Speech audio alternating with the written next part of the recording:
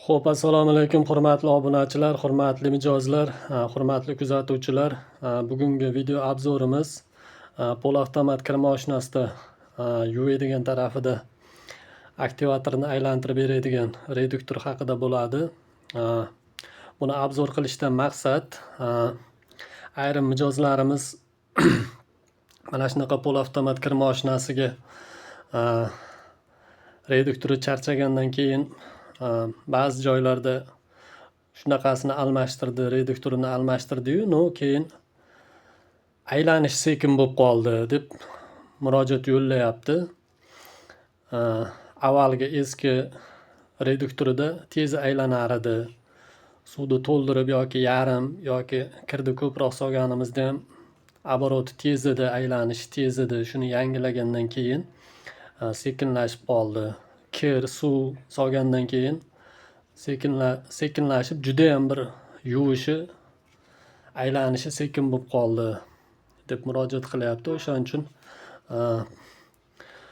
hozir buni men yangi reduktor qo'limdagi 2025-yilda ishlab chiqarilgan ekan. Hozir men video biroz cho'zilib ketmasligi uchun buni ochib oldim. Bu yangi reduktorni qo'yishdan oldin ana shunaqa sekinlashib qolmasligi uchun shuni sirini bugun aytib o'taman. Buni ochganimizda ichida mana bunaqa zavodda quyilgan litol bo'ladi. Bu toza litol.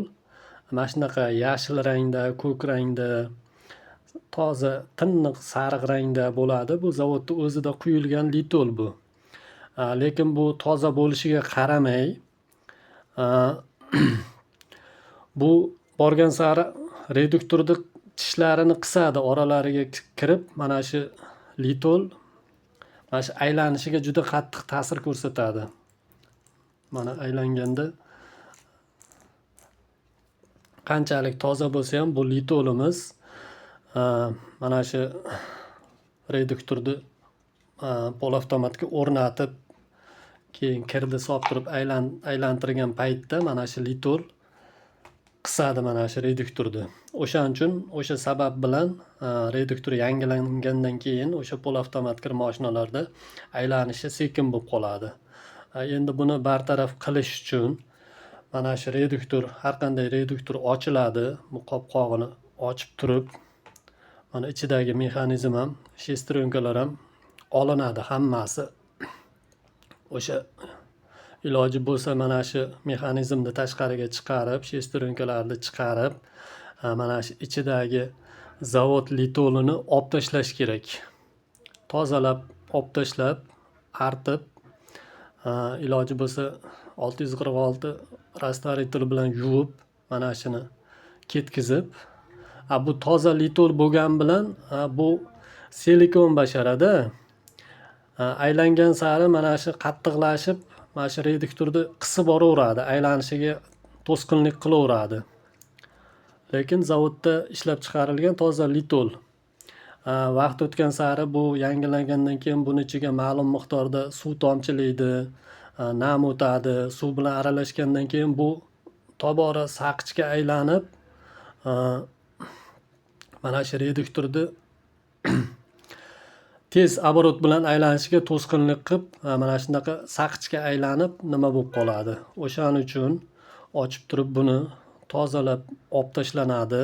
Mana zavodda quyilgan litol vlajniy salfetka bilan artib, tozalab, ichidagi shestrenkalarni chiqarib, ularni ham tozalab, artib, toza qilish kerak-da.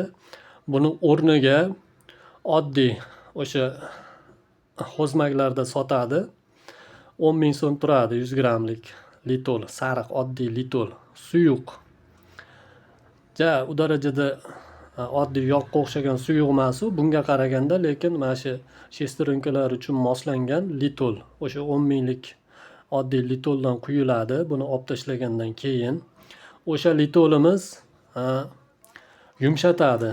Bunga qaraganda o'sha sariq oddiy litol buni ancha yumshatib, tobora ishlagan sari yumshab borib, hech qanday reduktor yangilaganda keyin oboroti pastlab, aylanishi sekinlab qoldi. Avval yaxshi aylanardi, hozir nimaga bunaqa bo'lib qoldi degan ochiqcha gap so'zlar bo'lmaydi. Buni siri shunda. Ko'pchilik e'tibor bermagan ekan shu narsaga. Shu reduktor almashgandan keyin shunaqa sekin aylanadigan bo'lib qoldi degani uchun shu sirni aytib o'tyapman. Kimgadir manfaatli bo'lsa videoyimiz. Yana bir narsa, shu bizni ustaxonamizda avtomat, polavtomat shunaqa kir moshinalar remonti ham mavjud. O'zimizga yaqin Bekobod shahar, Bekobod tuman bo'ylab mijozlar murojaat qilishlaring mumkin.